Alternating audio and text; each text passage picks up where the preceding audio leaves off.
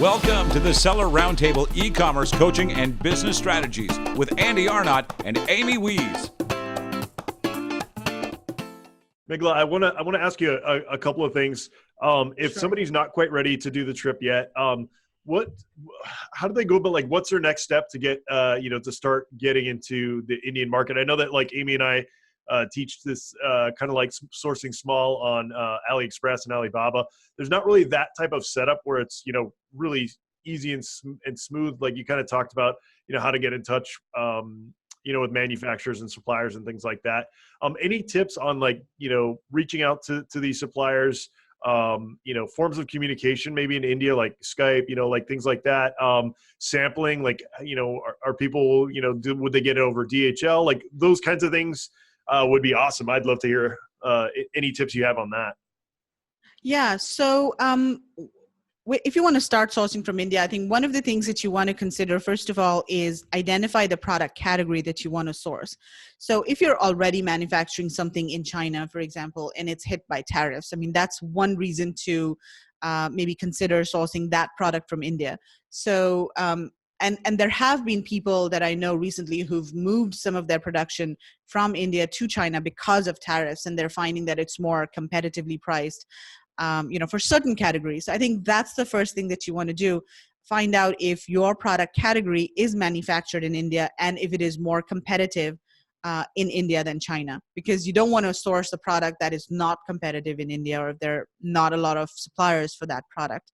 And one of the ways to do that is, I've got this India sourcing Facebook group where there are a lot of coaches and other people who are experienced in India sourcing. So if you have a question about whether or not a product is manufactured, you can post it there. I've also written a book on India sourcing. So it's available at indiasourcingtrip.com/ebook. And I've listed all of the product categories that India is strong in.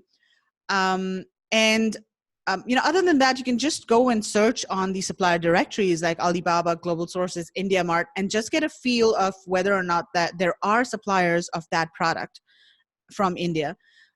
Another thing you can do is contact a sourcing agent to try and find products and also to get prices. So again, in the Facebook group that I have, there are a few vetted sourcing agents. In case someone's interested, they can reach out to those agents.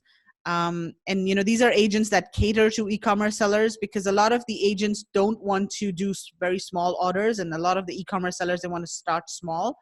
So I've got this group of sourcing agents that I've talked to them in advance, and they understand that e-commerce sellers have different needs. So that's another thing that you could do.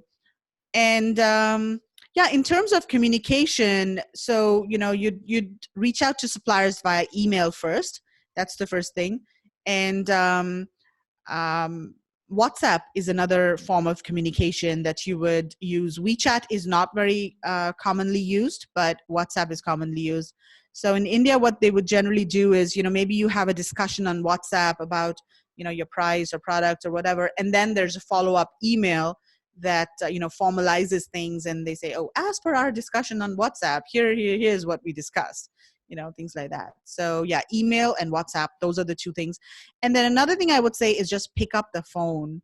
Like sometimes, suppliers are not responsive, especially if you're dealing with them online, and if you're a new buyer, they are they screen buyers a lot, I think, more than Chinese suppliers, and sometimes they can be slower to respond. So if you think that a supplier is right for you and you're very interested in the products that they offer, try to find out their phone number and just call them. And I think you'll see that they're more responsive, and they know that you're a serious buyer because you've taken the effort to call them, and that will make a difference as well. Thanks for tuning in. Join us every Tuesday at 1 p.m. Pacific Standard Time for live Q&A and bonus content after the recording at SellerRoundtable.com. Sponsored by the ultimate software tool for Amazon sales and growth, SellerSEO.com and AmazingAtHome.com.